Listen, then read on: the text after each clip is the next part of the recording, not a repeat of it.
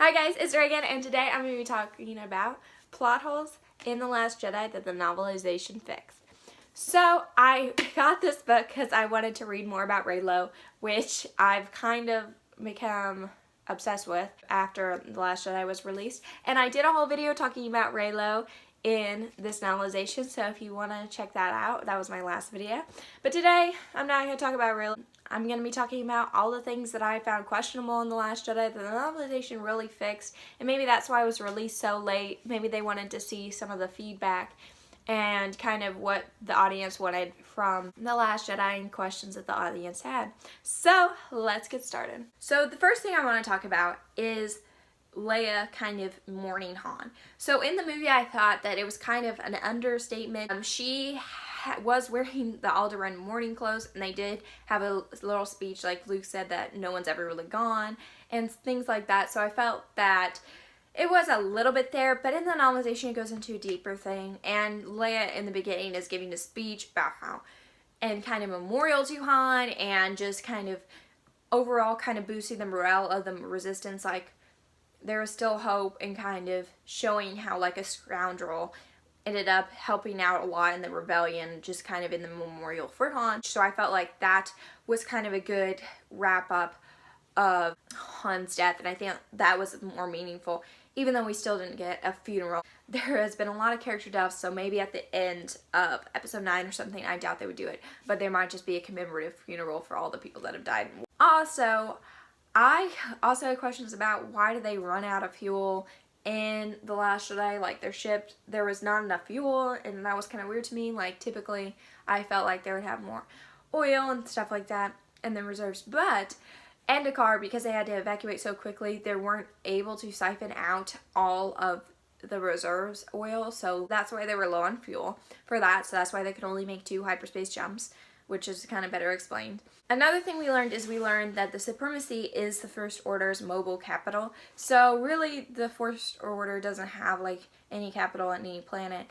It instead decided to just have a ship, obviously Snoke's ship, to be its capital. So in the end, that makes Holdo's sacrifice like much more meaningful, that she really just destroyed a lot of the First Order. And it kind of shows that the First Order, even though the Resistance seems really down and out and has a lot of issues, the First Order just lost their capital, and also obviously they lost their supreme leader. But so it just kind of makes that on a grander scale. Also, we learned that the hyperspace tracking is used because how it's used. So when I first saw the movie, I was like, are they going to explain this? And I was really angry that they were just like, oh, then we got them tied in a string. That's what Snoke said, and that was it. And I was like, okay, well, how does this work? Because this doesn't make sense. So what they do is they use all of their history and the Imperial history, and they take the ship's original location and they test it and a bunch of different things until a computer obviously narrows it down to a couple different directions and places that the ship could travel to, and then it just narrows it down from there, and then they get the exact location, which still kind of is like, oh, okay. But I was just kind of glad that the novelization kind of went more in depth into explaining that. Also in the novel, Leia kind of goes on a little bit of a spiel. She talks about how she uses the Force to read like rooms, and it makes her a better politician and leader. She's really able to understand everybody. Also, she talks about how she's not able to feel Luke, and that's obviously because he's shut off from the Force, because we have seen throughout the novel, because of their connection is so deep, they can sense each other from across the galaxy. And I'll talk later about that. And so basically though, she kind of, when she senses Kylo coming at her, and we know she senses that just from her face, she is kind of aching for him to come back to her, and she feels sorry, and like she's worried when Kylo's about to shoot. And so Kylo senses that and like kind of reads her mind, and that's kind of why his logic of why he couldn't shoot, and he didn't even realize that his wingmate was really shooting, because he even thinks in his logic, he even talks about how he could have stopped the torpedo if he really like was paying attention. So it also kind of shows how strong his force power is. But I think it also just shows that Kylo really, what his inner thoughts were, why he couldn't kill his mom, which we all kind of knew. Like, Kylo is becoming more soft throughout kind of the novel. Also, the novelization gives more backstory for Rose and Paige. Rose and Paige were super close sisters and were like never been apart. So they have a really strong connection. So Rose, throughout the whole novel, she is really just thinking about Paige and what Paige would say about this, what Paige would say about this, and it just makes her grief like more meaningful, and it also kind of just gives Paige a better depth throughout the novel, and I kind of enjoyed that, but also because she just died like really quick, and then Rose is like, my sister just died, and then you're just like, oh well, that sucks, but whatever. And then in the novel it just makes it more meaningful. Also, why they crashed on the beach, like a lot of people I've heard saying they could have just avoided being caught by parking in like the actual landing bay on Canto Bight. Finn was learning to pilot, Rose was teaching him to pilot, so that was kind of interesting, and so that's why he crashed on the beach. But also they didn't want to be identified, so that's why they didn't land on the launch pad or whatever. So that's kind of the reasoning behind that, because you would think that that would be an easy way to avoid getting in trouble, but they didn't want to be identified, so that's that. Also, reading the novel, you kind of see her fall for Finn more, and she obviously is very jealous of Rey, because Finn mentions Rey all the time, because Rey is his good friend, and so it's kind of funny seeing that, and she just eventually falls for him because he has a good heart. So that's kind of her motivation and why she falls in love with Finn, which seemed a little too instant love for some people in the movie, but I also think that wartime means people become more reckless and just fall in love a lot easier, you know? Also, when Luke opened himself back up to the Force, obviously Leia sensed him again, and that caused all of her like rhythms to spike, and she became going back to normal. So basically, sensing her brother really healed her, and so that, which we kind of saw throughout the movie, but it's kind of just physically stated that sensing her brother really pushed her on the edge and made her come back to life, basically. Another thing that I really loved about the novel was they talked a lot about the cosmic force, and they talk about how the force is just in between us all, blah, blah, but the cosmic force is a part of the force that has a will, and it awoken like during Luke's exile, and it kind of shows throughout, it has a destiny, like it has fate, and it has a plan. So it's kind of interesting that they talk about that. I obviously believe that the cosmic force is bringing two people together.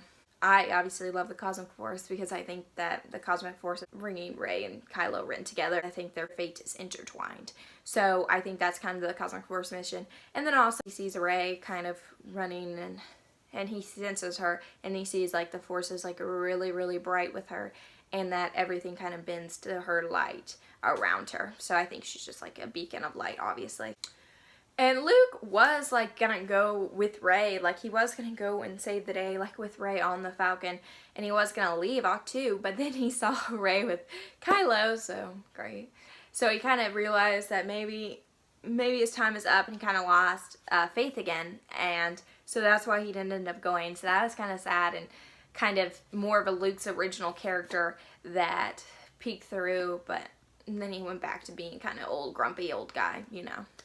Also, we've seen Luke's and Kylo's vision that when Luke kind of betrayed Kylo, that Kylo's lightsaber is blue. He did make that lightsaber, so there's no speculation if that was Anakin's lightsaber or something like that, or Obi-Wan's lightsaber that he would randomly have or something like that. He made that, it explicitly stated. That was kind of interesting to me because I always like to know about lightsaber history. Also, in the novel, I've talked about this a little bit in my Reylo novelization notes, is that Rey, like her escape pod did get noticed, and that's why it was escorted by a TIE fighter. So they sensed it, and it was kind of funny, and they thought Rey was a lunatic because who would just come in with a single escape pod, one person escape pod, and try to face off the First Order, but Rey did. So I also thought that in Finn and Rose's storyline, of course, which is not my favorite, but whatever, when they were on the Supremacy kind of going undercover, it was kind of funny because I was like, why didn't they get spotted? But they did end up getting spotted. They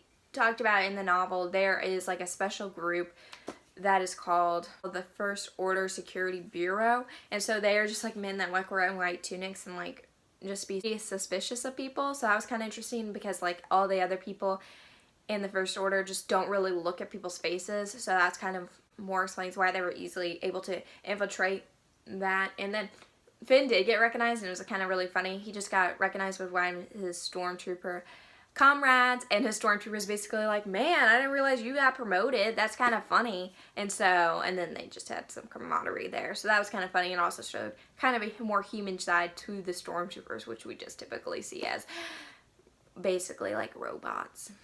Also, it was kind of funny.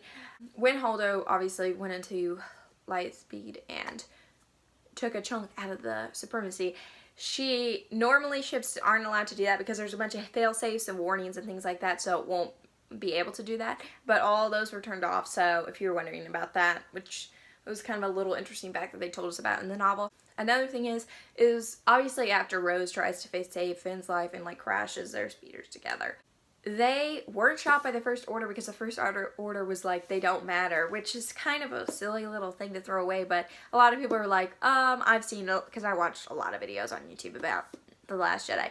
A lot of people are like, why didn't they get shot? Like, why didn't the First Order just let them have their little romantic kiss and not shoot them?